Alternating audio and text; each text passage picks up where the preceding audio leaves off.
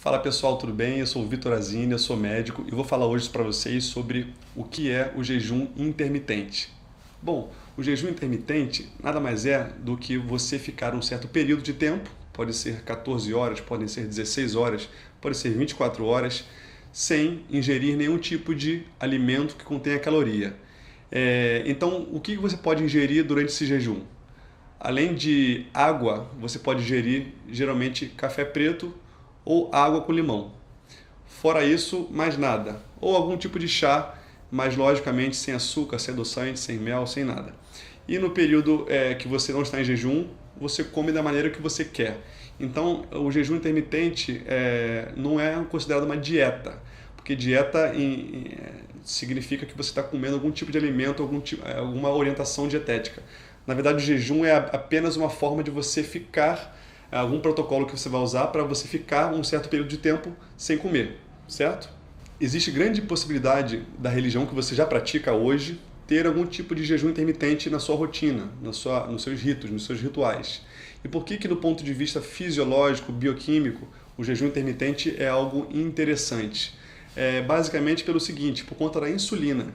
Quando você come qualquer tipo de alimento que contenha açúcar, carboidratos, amidos, ou mesmo proteínas em excesso, você aumenta o nível de insulina. Quando você faz jejum, você, por não ter nenhum tipo de carboidrato na sua dieta, você não aumenta o nível de glicose no seu sangue e por isso você não precisa de insulina, porque a insulina é um hormônio primário que faz justamente a redução do nível de glicose do seu sangue, tirando a glicose do sangue e aumentando o armazenamento em forma de gordura.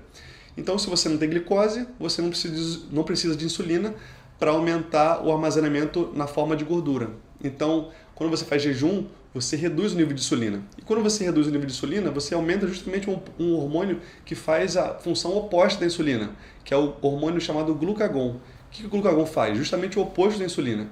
Ele reduz o armazenamento em gordura do seu corpo, então ele reduz a gordura corporal do seu corpo e transforma essa gordura em glicose, justamente porque você tem que manter níveis adequados de glicose no sangue para poder continuar vivo.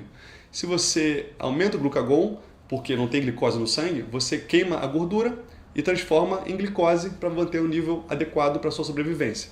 Então, o jejum basicamente diminui o nível de insulina, aumenta o nível de glucagon. Além disso, por conta do jejum, você aumenta também um hormônio chamado epinefrina, outros hormônios também adrenérgicos. Por que é uma vantagem você aumentar esses hormônios? A epinefrina é um hormônio que tem duas funções primordiais. Primeiro, via a ativação de uma proteína chamada lipase hormônio sensível, o próprio nome já diz, você aumenta a queima de gordura através da epinefrina. Então, é uma ativação de uma proteína lipase hormônio sensível que vai ativar a queima de gordura. Isso é bem interessante também do ponto de vista estético.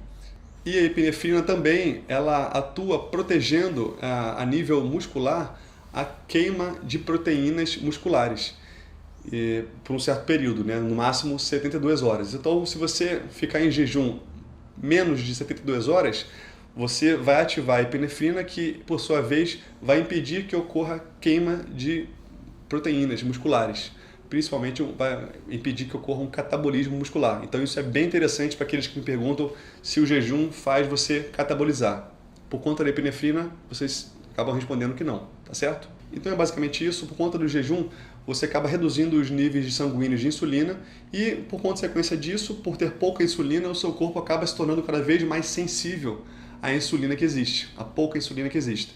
Então, por aumentar a sua sensibilidade à insulina, ocorrem diversas consequências positivas para o nosso corpo.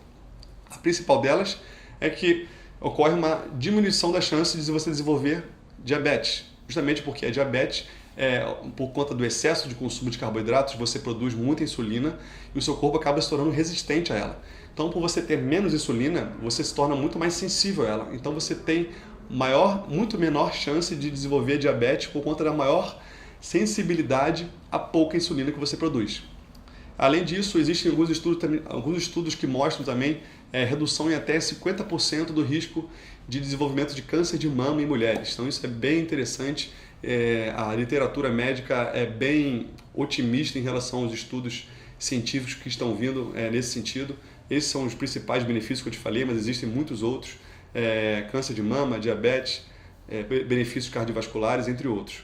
Então é basicamente isso, pessoal. O resumo é esse. A gente, ao praticar o jejum intermitente, a gente está tentando imitar o padrão de alimentação do homem primitivo, aquele homem que vivia nas cavernas e saía para caçar. Uma vez ao dia ele comia, então ele não comia de 3 em 3 horas, ele comia uma vez ao dia, ou às vezes não comia nada, não caçava nenhum animal, ele andava muito ao longo do dia. Então a gente procura sempre, com esse padrão de dieta, imitar a dieta primitiva do homem, nosso homem, ser humano ancestral. Ela basicamente diminui o nível de insulina, aumenta o nível de glucagon, aumenta o nível de hormônios adrenérgicos, principalmente a epinefrina, que por conta disso você aumenta a queima de gordura e você protege contra o catabolismo muscular. É importante dizer que não estou aqui recomendando nenhum tipo de jejum para vocês. Eu acho que vocês têm que fazer isso sob supervisão médica. Além disso, tem pessoas que se adaptam mais do que outras, tem pessoas que realmente não conseguem fazer o jejum, sentem muita fome. Uma coisa bem interessante é que, como qualquer hábito novo que a gente adquire, precisa de certo tempo para a gente se adaptar a esse hábito. No início a gente sente muita fome, depois a gente vai começando a perceber que essa fome não é tão fome, é mais gula. E ao longo do tempo, você praticando esse tipo de jejum, você vai percebendo que você vai conseguindo se adaptar mais a ele e fazer com mais facilidade. Certo? Espero que tenham gostado. Não esqueça de assinar o canal. Antes de perguntar qualquer coisa, qualquer dúvida, eu quero primeiro que vocês acessem o meu blog www.homensupersaudável.com. Nesse blog eu tenho um guia justamente para os homens que me perguntam muito, homens acima de 40 anos de idade. Baixem esse guia de graça, coloquem o e-mail lá. Lá tem os 7 passos para o homem super saudável. Lá tem várias orientações. Caso nenhuma orientação esteja lá, aí sim vocês podem perguntar aqui no blog, no YouTube. Tá bom, pessoal? Um abraço, tchau, tchau.